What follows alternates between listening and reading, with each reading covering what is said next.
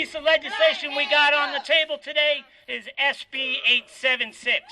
Last year it was SB 608. Before that it was AB 5. If they screw with us again next year, it'll have another number. We don't care. We're going to keep coming back. Our ability to stand still, they criminalize as loitering. Our ability to sit down, they criminalize it as sitting. As if it's a criminal offense to sit. Sleeping, they call it a criminal offense. Laying down, eating. Well, you know what? When you wrote these 876 separate laws that exist in California, and we're going to talk to some of the researchers from UC Berkeley in a second. But when you pass these laws that said it's illegal to stand still, it's illegal to sit down, it's illegal to sleep, it's illegal to eat, every single person stands still, sits down, sleeps, and eats. Every single person. So when you wrote this law, these 872 separate laws, you knew damn well you were only going to enforce them against certain people. During Jim Crow, it was only enforced against certain people. During the anti-Okie laws, it was certain people. The ugly laws, certain disabled people. The Japanese American Exclusion Act, certain people. We got a long history in this country, this colonized country that we call America. We got a long history of criminalizing the presence of certain people. Well, we don't want to just stop it for homeless people. We're homeless people that are saying we're human beings first. And our housing status doesn't dictate who we are. And you are not only going to no longer screw with us, we're going to make damn sure you don't screw with the next generation behind us. So our first speaker is Eric Ars from the Los Angeles Community Action Network. All right. So Paul read my speech. Thank you, Paul. My name is Eric Ades. I'm with the Los Angeles Community Action Network. We're based in Skid Row, Los Angeles, the homeless capital of the universe. House keys? Today in Skid Row, throughout Los Angeles, LAPD is going through identified homeless people with their tents up in the rain and slicing their tents up. That ain't right. That ain't right. They're going around and saying, hey, why are you service resistance? The same person who's been on the same Section 8 wait list for 10 years. Who's on every homeless wait list that exists, right?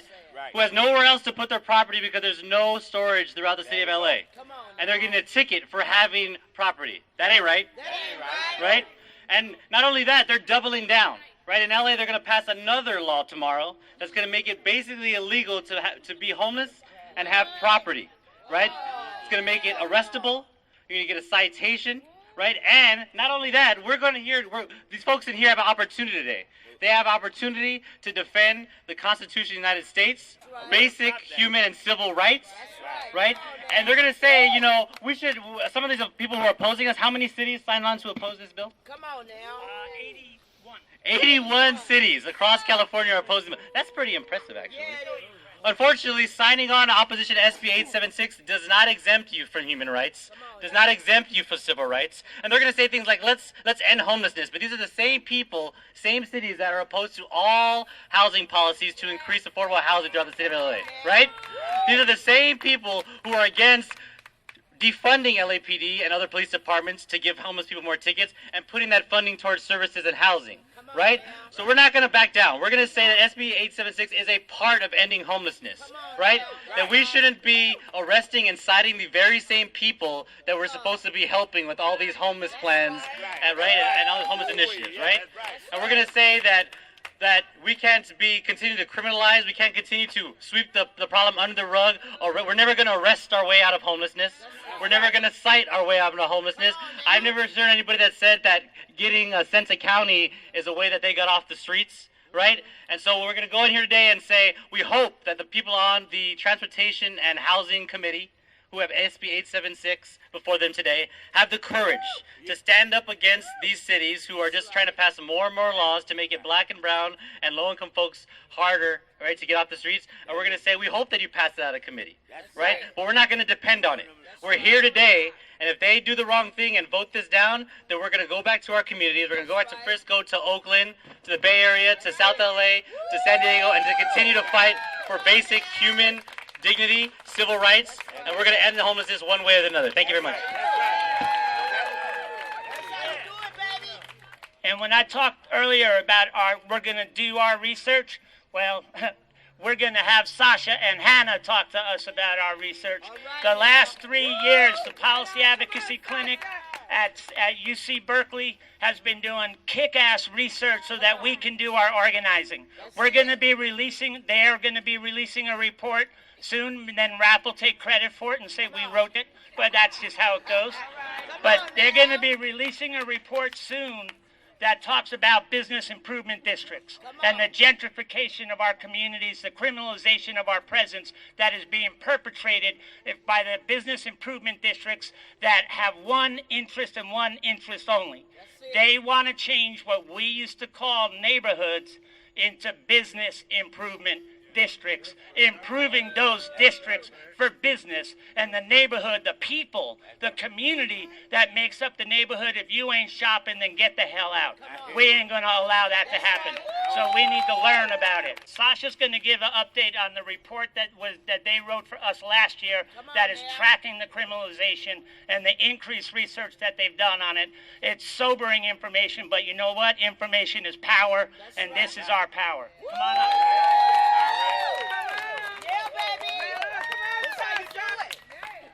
Thank you, Paul. Good morning, everyone. Good morning. Good morning, everyone. Good morning. My name's Sasha Feldstein. As Paul said, I'm a student at UC Berkeley's Policy Advocacy Clinic.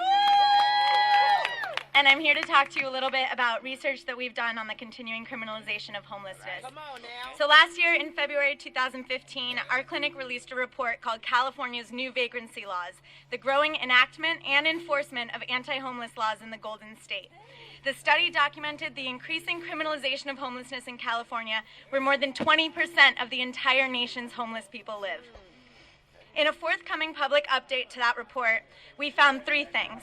1, California cities continue to enact a high number of anti-homeless laws. 2, the enforcement of anti-homeless laws continues to rise in spite of an improving economy. And 3, cities are increasingly arresting people for their homeless status and not their behavior. Come on now. So in California's 58 largest cities, we found over 592 laws restricting life-sustaining activities for people experiencing homelessness. The over 800 figure that Paul mentioned is an additional research that we have on over 80 cities in California. But it averages to more than 10 laws per city. These laws cite, arrest, and jail homeless people in every city studied for activities such as standing or sitting in public spaces. And in 2014, more than 8,000 people were arrested for vagrancy, an all-time high in California. And arrests continue to rise despite a fall in unemployment, which is a significant departure from historic trends. That's not how it used to be done. Come on now. And what's more, arrests have increased since 2000 by 133%. Even as arrests for behaviors such as drunkenness and disorderly conduct have actually declined. So what does this all mean? The enactment and enforcement of anti-homeless laws continues unabated. The enactment and enforcement of anti-homeless laws continues unabated. Keep that in your mind. Despite cities across California declaring homeless states of emergency and shelter crises, these laws are continuing to rise. So SB 876 represents a critical and necessary step forward in ending the criminalization of homelessness and ensuring that people experiencing homelessness have the right to eat, have the right to rest, have the right to practice religion in public places without fear of harassment or arrest. Thank you. Yeah, baby. Hi, everyone. Hi. Good morning. Good morning. My name is Hannah, and I am an undergrad with the clinic. All right, Hannah. Our research has focused on the rise of business improvement districts and their establishment. So BIDs, or business improvement districts, are these public-private organizations that are within cities, and they have the ability to tax themselves, to fund services such as maintenance, cleaning, and security that really cities should be funding, but they are not. Our research shows that BIDs are involved in both the enactment and the enforcement of anti-homeless laws. On the enactment side, by pushing anti-homeless ordinances such as in Berkeley with Measure S in 2012, and also in the opposing legislation such as SB 876, such as the Downtown Long Beach Association, which manages the Downtown Long Beach Property and Business Improvement District. Also, BIDs are involved in the enforcement of anti-homeless ordinances, such as hiring private security and working with law enforcement to criminalize homeless people. So we are here today to tell you about bids and to continue this fight. Thank you.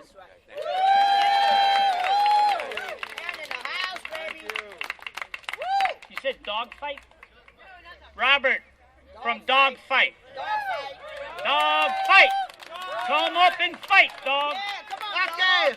Hello, my name is Robert Cope. I am from Dogfight and Shock, which is the homeless rights group. And I want to talk about SSI and the homeless population and homelessness. Because it's California. If you're on SSI, a lot of people are more likely to be homeless because of rising rents. People don't have money for food, clothing, or medication, or anything. We need a decriminalized anti-camping ordinance here in California and raise the SSI amount. Plus, we need affordable housing here in California. Thank you. Talking about building power. All the way from Portland, Oregon. Monica Beamer. When I tell you we're in Oregon, we're in Colorado, we're in California, here's our Oregon person. Up with the people, yeah, yeah. Down with capitalism, boo, boo. Up with the people, yeah, yeah. Down with capitalism, boo, boo. Hello, you all. I'm Monica from Portland. We have the right to dream and the right to survive, and we're here in solidarity. 2 weeks ago, we traveled to Madras, Oregon, 4,500 people, and we had a conversation there for several hours with folks about how they're being criminalized and moved about and how their basic human rights are not being met all across our state of Oregon. And just last week, we were able to show our people power and bring down signs from our Portland Business Improvement District that basically called people who are homeless drug users. And we brought that down. We said that is wrong. It's not okay. But our people power worked and we brought that down. So we're here today to show our solidarity with you and keep up the struggle together and our collectivity. And I'm just really happy to be here with you all. And we'll see you all day. Yay. Hello, San Francisco. San Francisco is in the house. And next up on the mic is Wilma. Come give them hell, Wilma. I have to escort. Okay. Hello, my name is Wilma Brown, and I'm here to support the passing of AB 1584. Come on, Wilma. I am a St. Mary's Center senior advocate for hope and justice. St. Mary's Center is a West Oakland service provided for housed and unhoused seniors. We are also members of SSI for Californians Coalition. All right. I have been homeless off and on for over 5 years. When I was in the shelter, I was staying with friends or family, but it never lasts too long. Come on now. One of these reasons is I didn't want to jeopardize their place by having me there. Come on. And sometimes it was too expensive. One of my friends charged me half of my SSI to sleep on her couch. Come on now. Before I was a senior on SSDI, I was a low-wage worker. Come on, tell the truth. I worked seasonal jobs for Sears, Macy's, and J.C. Penney's. Come on now. Eventually, I made $8.15 an hour, which was barely enough for enough for me to live on. Definitely not to raise 3 kids. Come on. All right. I wanted a better myself to make good money to support my family, but I could not afford a college education, so I decided to attend classes at Hill's Business College. Come on. Woo, bless you. I became a victim of their well-publicized education scam. Transportation of Oakland to Hayward Come on now. was too much for me. Hill refused to help with transportation costs, so I could not finish school. I left with no education and a huge loan Come on. to pay off. Come on now. That's the way they do you. I suffer. All the time, I'm a victim of that. In 1986, I suffered a loss that tore me apart and broke my heart. Okay. My abused partner defamed my character and convinced social service that I was unfit. They placed my children into foster care and gave my youngest daughter to him. They would not believe me when I told them he was abusing her too, and I had a mentally breakdown, and would have me to in dark depression. My partner now is in jail, but my family still suffers from the trauma of being separated. My daughter lives in poverty with my 3 grandchildren. I try to help her as much as I can, but I needed to get better financial position and stable housing before I can offer real help. That's right. So I'm hoping that eventually the state of California will fully restore my SSI check so I can help my daughter who's struggling unnecessarily because of the maximum family grant rule. I have been dependent on SSDI since 2007. It was my only source of income. I received $889. Come on now. On $889, I can't afford a place of my own.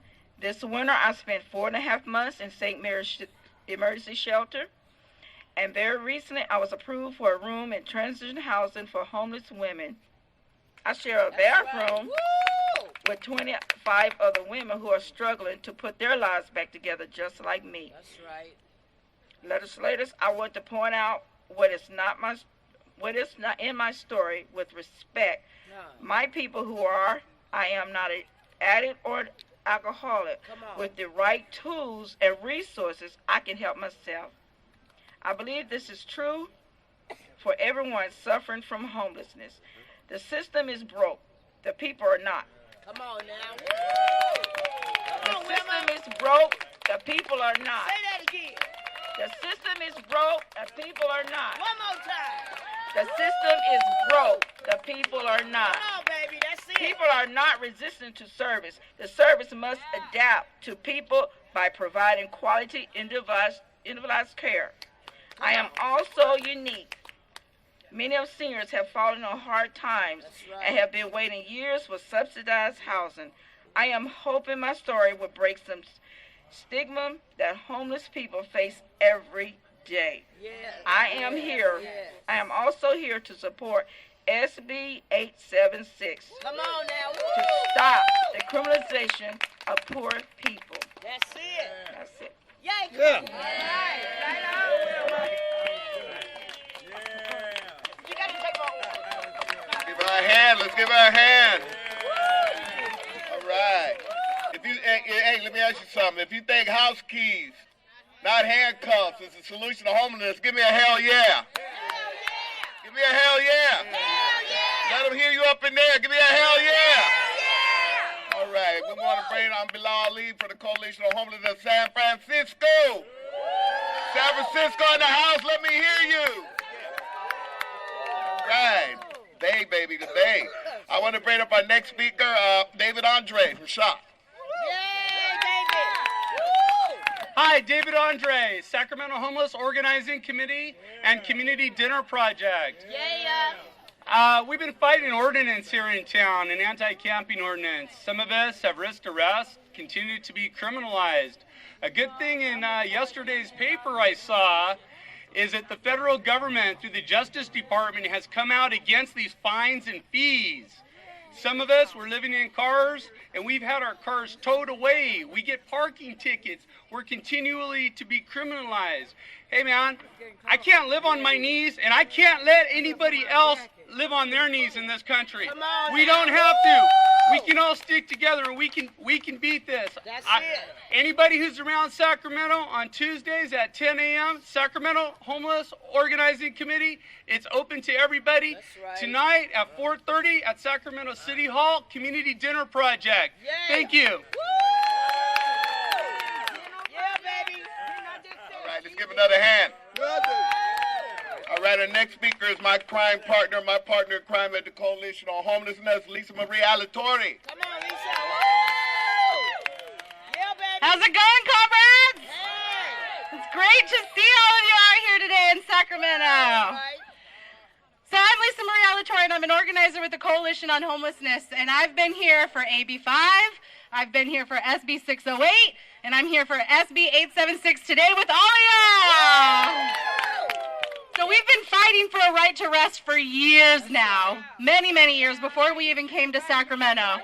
And every single one of us here knows the necessity for sleep and the necessity to be able to exist in public space without harassment, without being criminalized, and without being harassed. Is that right? That's right. And that's what we're here to demand. That's it. Today, we are here gathered together because we know that there is a huge amount of suffering that is happening throughout the state of California because of homelessness. And on top of that, the salt in the wounds is the police harassment, the law enforcement and criminal justice entrenchment that happens for homeless people that basically makes it impossible for anyone to exit out of homelessness. Come on now. And so today, the SB 876 hearing that's about to happen and the huge showing of the public support that we're about to give is pushing the dialogue in California. Even if we don't win today, we know that we have made this issue a huge issue in the state of California. And we're going to be back. That's right. Even if they pass our bill, to make sure that that bill gets enforced, that housing is attached to it, that treatment is attached to it. So we're just getting started. It is wonderful to be here with all of you. It is so exciting to get to tell the Senate today that we all demand and deserve the right to rest. That's right. I'm so excited to hear from our amazing testimony speakers today. Let's give them all a round of applause. I see Joe Wilson in the back, and I see Juliana Roxanne. Where are you, Juliana? These are our people. These are the folks who are going to speak for us. So let's show them a ton of support today and give all of yourselves a round of applause for getting on the bus and getting to Sacramento.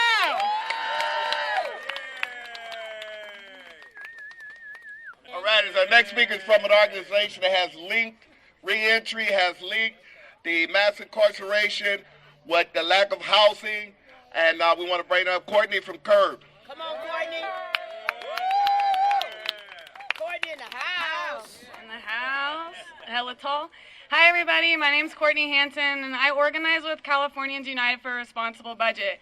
I just want to say, first of all, I was here for a hearing earlier I want to tell you all about really quick, but this is what this Capitol space should look like every single day. That's right. The people I see right here and the issues being brought up for poor folks, disabled folks, communities of color, people incarcerated, these are the people whose voices we need to bring into this building, and that's what we're going to do. So, if we win, we do need to follow legislation, because how many people here know about Proposition 47? Yeah, we got that passed, right? Well, guess what? There's a bill up right now to try to repeal Prop 47. It's not looking so hot right now, but that's where I was earlier today to make sure that Curb's voice was in there opposing. And I just want to say, as someone who is daily dedicated to fighting the prison industrial complex, when we say that big word, we aren't just talking about the buildings that are jails and prisons. We're talking about massive criminalization of people trying to survive. So I'm so happy to be out here to connect all these dots with y'all, and thanks for being here and coming so far. Anyway, right now, oftentimes decisions are made that impact homeless people's lives and impact people experiencing homelessness, and our voices are left out of the mix a lot of times. So we're here today not only to support this bill, but to give voice to our situation and give voice to this bill. So I want to open up the mic right now for your voice. I want to give voice to the people out here. We got a diverse crowd, we got a committed crowd, and that's what it's going to take, diversity and commitment to bring about real social justice in this country, not just in the state of California, but in the United States of America. So it's your voice, so we're welcoming and encouraging your voice. So first contestant, step up, please. And the first contestant. Randy Hicks, Californians for Disability Rights. I'm here for all these issues because 876, the right to rest, we have a lot of disabled people in Sacramento who have been told that they can't sit down. Do you notice the one thing that they did was they took out all the bus benches. People used to be able to sit and wait for the train, but now they can't because they either limited the space or they completely removed the space. I know. And that's why this is very important, because we have a lot of people who have diabetes, they have leukemia, they're taking medicine, they're in wheelchairs, they use walkers. Don't you think they have a right to sit down? Hell yeah. Come on now. All right. 1584, SSI SSP. I'm an SSI SSP candidate, and I am, if it wasn't for my partner, I'd be homeless, because it costs so much to eat. It's like you get this much money and the costs are this much. Come on now. Rent goes up, food goes up, gas goes up, lights go up. I want to let you know, just in the city of Sacramento alone, they are now going to charge us for water. We got people putting in water meters and right now in my sidewalk so they can charge us for a natural resource. Now, I was telling this nice gentleman over here, Mr. Hermanson over here, I was telling him that they either want us two places. They either want us in jail, prison, or they want us in the military. They either want to lock us away, or they want us to go die for the corporations and the military-industrial complex. So, when we go into that building, we're not the ones wearing the fancy suits. We're not the ones getting $100,000 a year. We're not the one taking the legislators out to dinner, but they need to hear from all of us. That's it. So thank you all. Thank you for coming out here. Thank you for supporting our bill 1084. We all have a right to live in dignity, live in peace, and stop harassment. Well, I mean, y'all, this is my first time speaking on anything, but I want to say all the presidents and the movement of Martin Luther King movement, they need to. This is some of the things they did, and they tried to make it right for everybody in the world. But I want to say another thing about the movement of the welfare and the disability, and the housing. Okay. Otherwise, the housing and all this is a problem for the people. Come on. The people need more money to take care of their problem. They won't be going to jail. They won't be living on the street. They won't be doing all these different things that the police object to. Come on. And the police force, I don't know why they have to give them tickets and misuse them, because the rights they have over them. Come on now. That's all I want to say. I hope we win this bill thing that we got going on out here today. That's God bless. That's how you do it, baby. Good morning. My name is Beverly Westbrook, Good morning, baby. and I'm out here. I'm the victim of SSI. I'm staying in an apartment that they call affordable, but it's not. How can you call a house affordable when you get $889 a month for rent, and they deduct $661 out of that $889? What is there left to live on? Sometime if it wasn't for food bank, I couldn't eat. That's right. Half the time I can't pay for my medicine. Come on. And half the time can't pay for bus fare to get to the doctor to get the medicine. So how about that? We need more money. And we need to stick together. And if there's anybody out here that's in the same condition, don't keep your mouth shut, because a closed mouth does not get fed. Speak up.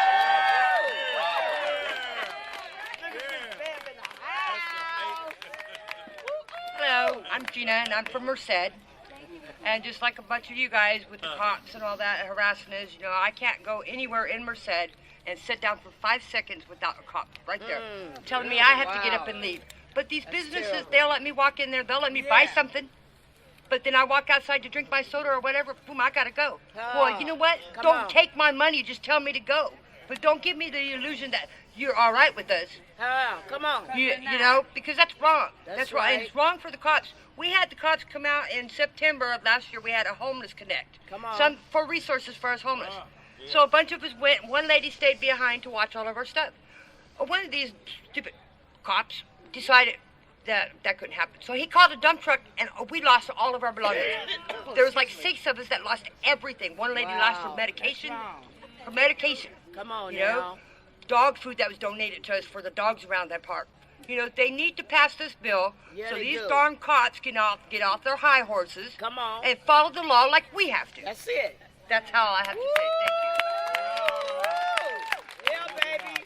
Hi, everybody. My name is Secret. I'm with the Apple East Bay Housing Organization. I'm also a leadership at the East Bay Housing Organization. I'm also on the leadership board with the Bossy East Bay Asian Local Development Corporation. And thank you, sweetie. Yeah, I spell professor now. And I'm also a residential leader. We cannot do this. This is not their money. This is our money. And we're going to fight for our money that's ours. At the end of the day, they're not going to have their checks cut, but we are. So what are they going to do about it? Nothing, which they're doing. They're doing nothing. We're going to stand tall. We're going to continue to fight every day all day for the rest of our life, and we're going to have respect and dignity for ourselves. Thank you. Hello, my name is Ronald. I'm in Oakland. It just ain't right. You know, I fought in the Vietnam War. It ain't my fault. Hey. You know, I got 1 foot in the house and 1 foot headed for a tent. Come on now. And it just ain't right. I worked all my life. I'm disabled now, and I had nothing. I'm barely making it. That's why I'm here. Thank That's right. That's how you do it, baby. Don't keep the mouth shut. More voices. How's everybody doing today? Good. How are you? So my name's Fago. I've had some people request for me to speak. I'm part of a community dinner project and have been part of an occupation that's been ongoing. Starting at City Hall. It's now right over there on 12th and N, demanding the right to rest. It started out a struggle for repealing the anti-camping ordinance here in Sacramento. In the 100 days that we were, almost 100 days that we were at City Hall, after the first 3 weeks, the first 3 weeks were smooth. First 3 weeks were smooth. It was all about compassion, and people were able to get some rest. And then the city finally responded with 50-some plus officers, mostly in riot gear, to come and arrest us, this, that, and the other. Since then, there's been over 100 arrests. Over 100 arrests for sleeping. For sleeping. Now, the city seems to think, oh, this isn't a big deal. We're not going to do that. We're not going to do that. We're not going to do that. But what they have done, because of this occupation, because of all the people that are dedicated, that have been there on the ground, that are fighting the struggle to this day, the city has decided that they're going to put more money into services, more money into housing. That's great, but that's not what we've been out there to address. We want them to continue doing that. That's a good thing. We want you to put that money in housing. Come on now. But we're here for the right to rest. That's right. We're here for human rights. We're here for human dignity. And we're not going to sit there and let you throw a bunch of money in our face and expect us to shut up. That's right. Because money is not the solution to everything. That's right. When it comes to human rights, it's being able to respect your fellow man, treat them as a human being that matters. It's the fact that people need to sleep. That's it. Even with this housing, it takes years just to qualify. Come on. Just to qualify. And so you mean to tell me that your solution to homelessness is to have all these people waiting over a year just to qualify for these housing programs and be treated like criminals for no reason other than sleeping? That's right. No, that is not okay. Not okay. We demand the right to rest. That's it. We the people of the people, by the people. We are here to say to these representatives that we want equal protections. It is against the law to remove the safeguards and precautions and deprive general welfare of the resources to prolong life. Come on now. We are here to say that we want to live, that we have the right to live, and only the sovereign divine God Come on. gets to choose how that plays out. But we have victory, right? That's right. We the people understand who the sovereign author is. Okay. That the design of the hybrid right is a divine right that cannot be taken from us. That's it. It is the execution of the divine freedom of the moral intervention against these evils in the spirit and in the truth. We are the people of the people and by the people.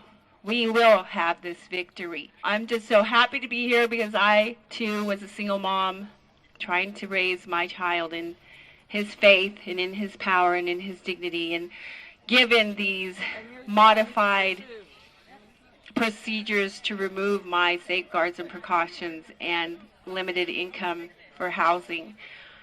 But thank God there's always a way when we unite as one. There's always a way that we can overcome. Just like Martin Luther King said, we shall overcome.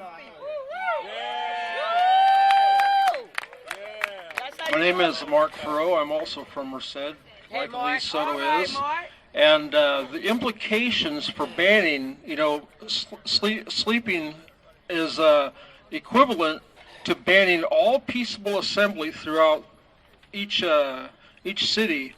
And the First Amendment gives the people the right to peaceably assemble. So since there's no threat, to national security, to allow peaceable assembly, the city should be required by federal law to prevent this abuse of power by itself and the police.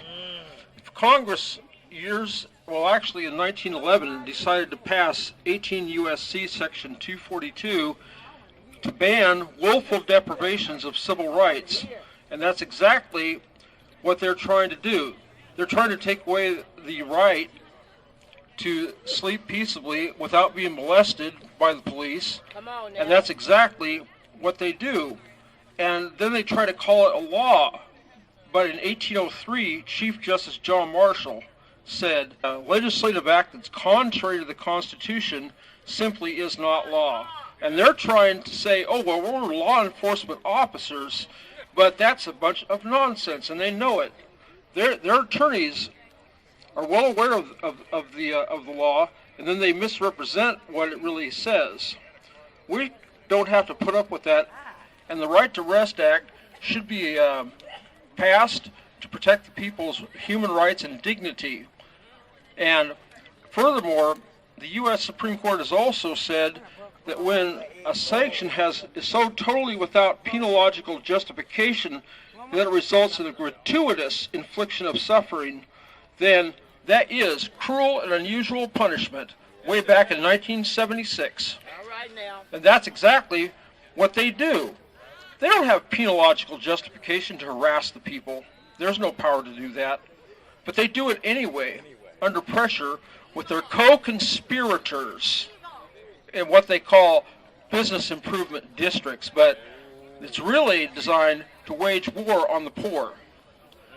The right to life and liberty is granted by the 5th and 14th Amendments, but they don't protect our lives, and they sure aren't protecting our liberty either. We need to have more protections to protect the rights that are granted by the Constitution, and to have a stable source of income, including those that are on SSI. So thank you very much for coming here today, and God bless every one of you. Thank you.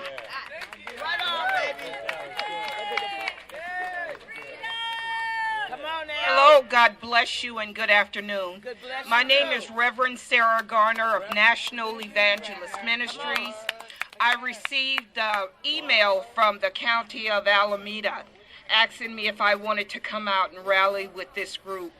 And the first thing I thought was, of course I want to come out and rally with this group. Because I want to do the things that Jesus did. He treated everybody with respect and with dignity and with honor. And that's the way we need to treat everyone, with dignity and respect and with honor. You have the right to be treated with respect and with dignity and with honor. That is what this country was founded upon. You have the right to have food on your table. You have the right to live in peace, whether it's in the White House, the outhouse, or a corner curbside. Everybody has that right in America, praise God.